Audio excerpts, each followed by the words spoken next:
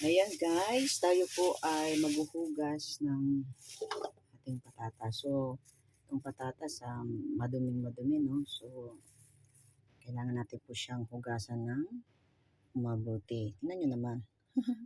Nagpuputi. So, ang ginagawa ko po dyan paglilinis ay syempre, hugas mabuti.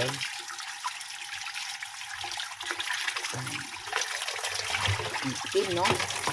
Pero minsan, ang ginagawa ko po ay may sarili po ako mga brush. Ito, brush. Malinis po itong brush. May para po talaga dito minsan na. So, ganyan po yung ginagawa.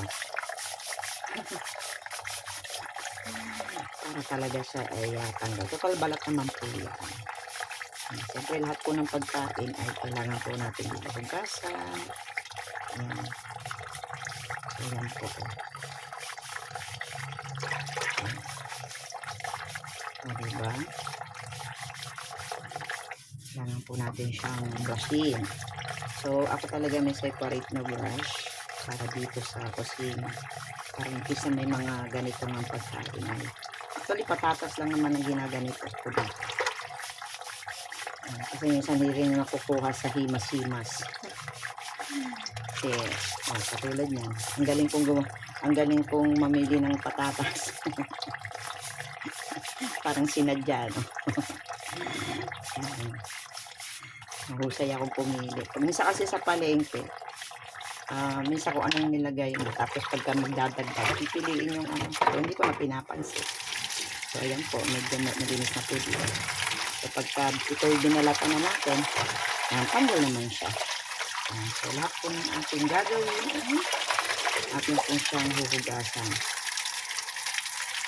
Ang ito pong itong pechay, minsan binababad ko muna siya ng ilang minuto para matanggal yung mga insekto dyan eh.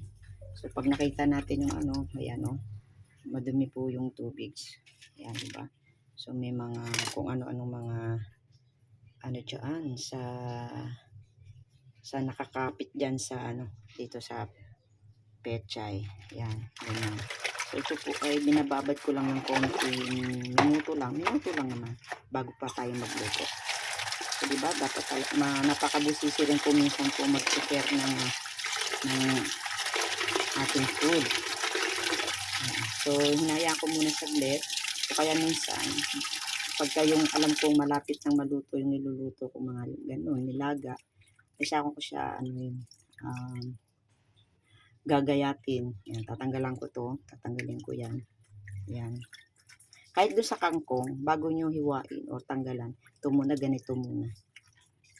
Nyo muna sa tubig. Ayan po.